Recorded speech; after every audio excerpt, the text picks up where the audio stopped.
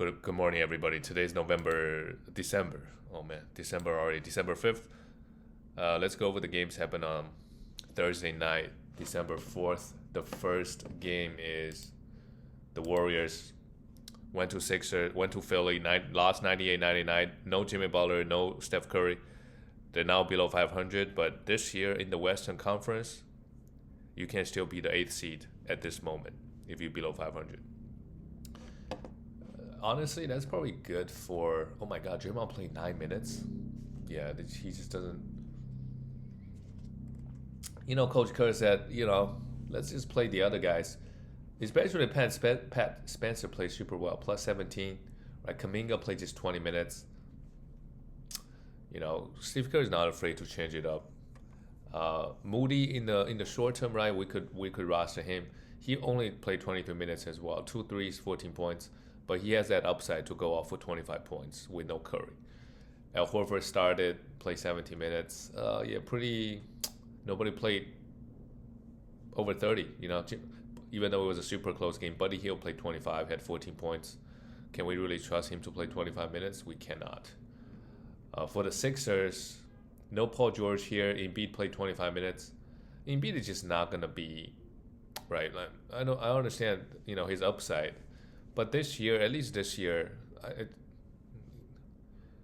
is he going to ever play 35 minutes this year in the playoffs? Maybe I could see that, but in the regular season, I just don't really see them playing him too much, to be honest. Whenever he played, he's still okay. Like, he needs to be rostered, but let's say he played like this every other game. So he's not Kawhi Leonard, because when Kawhi plays, he actually plays 30 minutes, 33 minutes, and put up top 10 numbers. Embiid is a little bit different, so it's going to be hard holding on to him, especially you don't have an IR in your league, or you always have guys injured, and you got to think about, and then you're struggling, you got to think about maybe cutting Embiid. But if your team is doing well, you can hold on to him and hope for that toward the end of the season, right? He can play more games. I really just don't see that happening. Tyrese Maxey's really got to carry the load. 35 points for threes, pretty good. VG Edgecombe, yeah, he had some personal fouls, but even before this game, like, he did not play 38 minutes because a lot of the backup minutes goes to Jeremy McCain, who played 21 minutes. So I don't expect Edgecombe to play 35 minutes every night. Quentin Grimes actually got the start, played 38 minutes. He's a must roster regardless. 6 assists here is good, and Dominic Barlow played 35 minutes out of nowhere, 14 rebounds, steal 3 blocks. Yeah, next game, let's roster him. See, he's starting. Coach Nick Nurse like what he's seeing. Sure. The next one, this one really wasn't close. The Sixers, the Celtics blew out the Wizards, 146-101. Oh, this is a great win for the Celtics, and they are 5th seed. So they struggled a little bit to start off the season, but they're actually 8-2 in the last 10 games. And depending on when Jason Tatum comes back, and again, the Eastern Conference this year is wide open. So, and now, Giannis wants to get traded to the Knicks. Then maybe the Knicks will be super good. But either way, like, if Giannis stays, who knows? Celtics can make a deeper run with Tatum back. Derek White popped off in 28 minutes, 30 points, 9 assists, 5 threes. Finally, Derek White started playing better. White on the season, 30th ranked player. Could still be better, but happy with what he's been doing.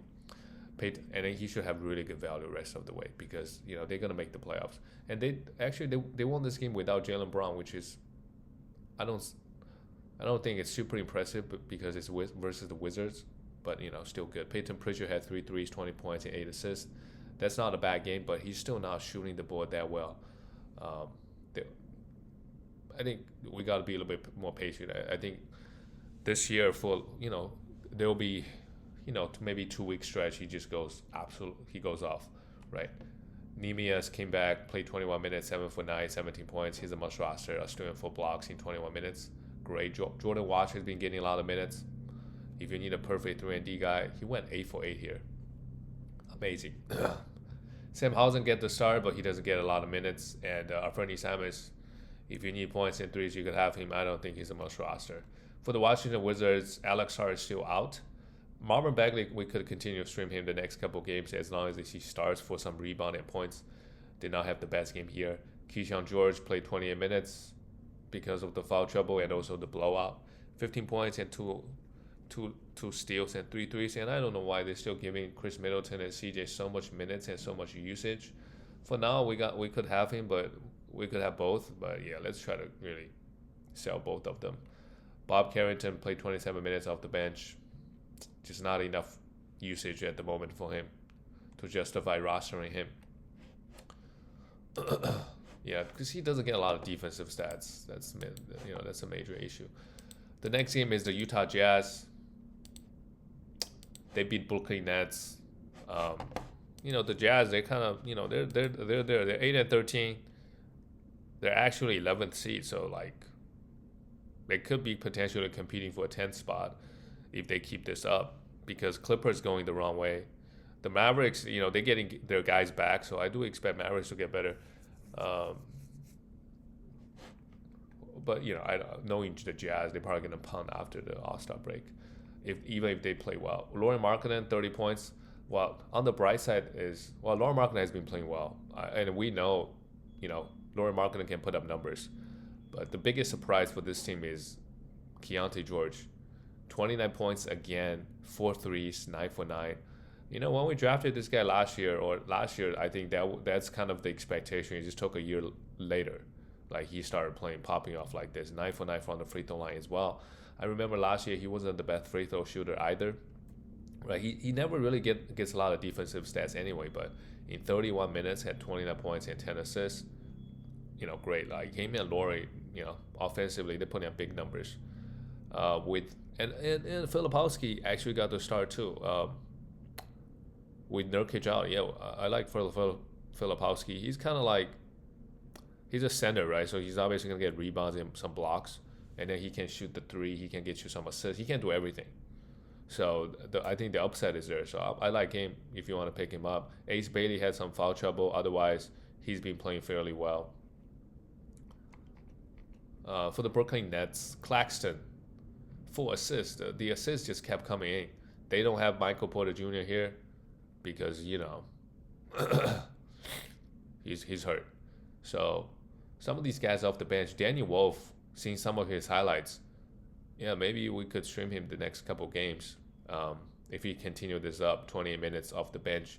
Noah Clowney played 34 minutes, had 3 blocks, 3 threes, not bad at all. 29 points. He popped off. No Michael Porter Jr., no Cam Thomas. Somebody's got to take the shots. In this game, it's Noah Clowney and Zaire Williams. And then, the point guard, Igor, he had 4 personal fouls. Otherwise, I think he could be a good stream, especially with Michael Porter Jr. out.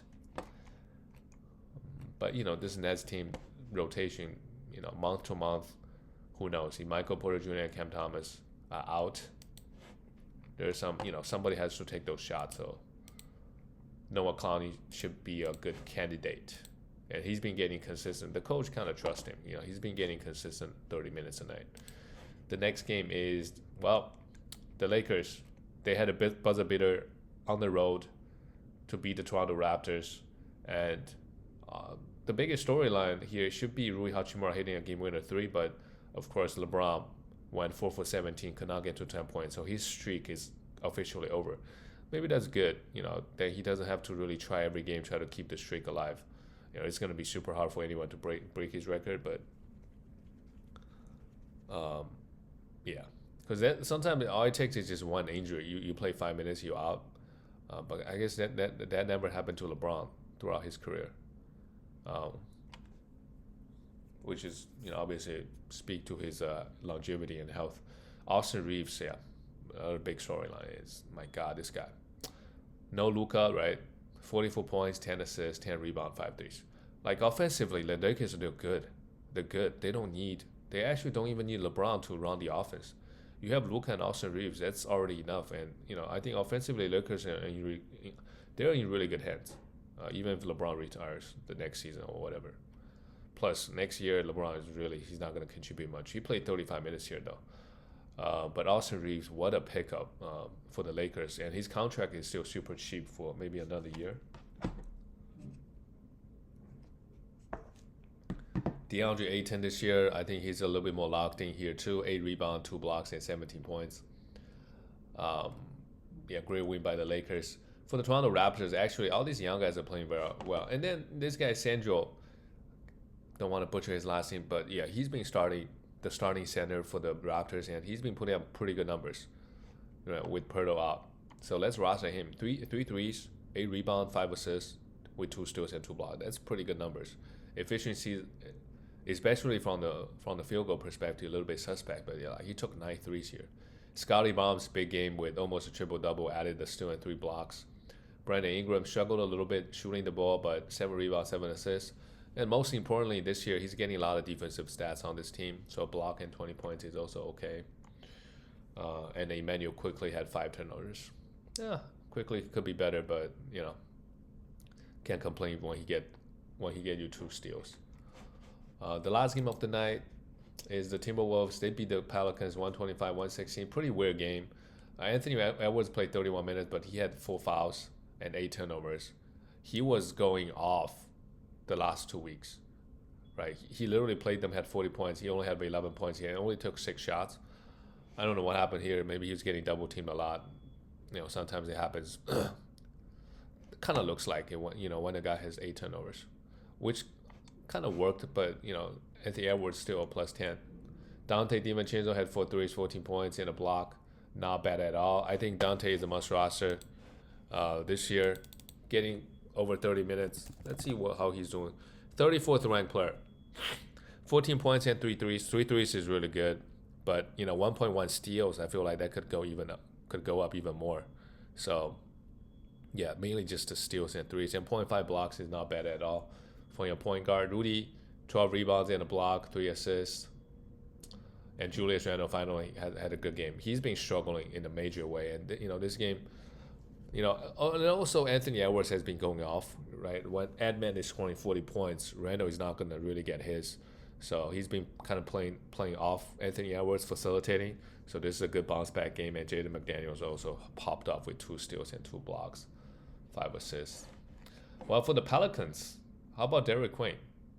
He's still like getting the minutes, but he hasn't really had a big game yet.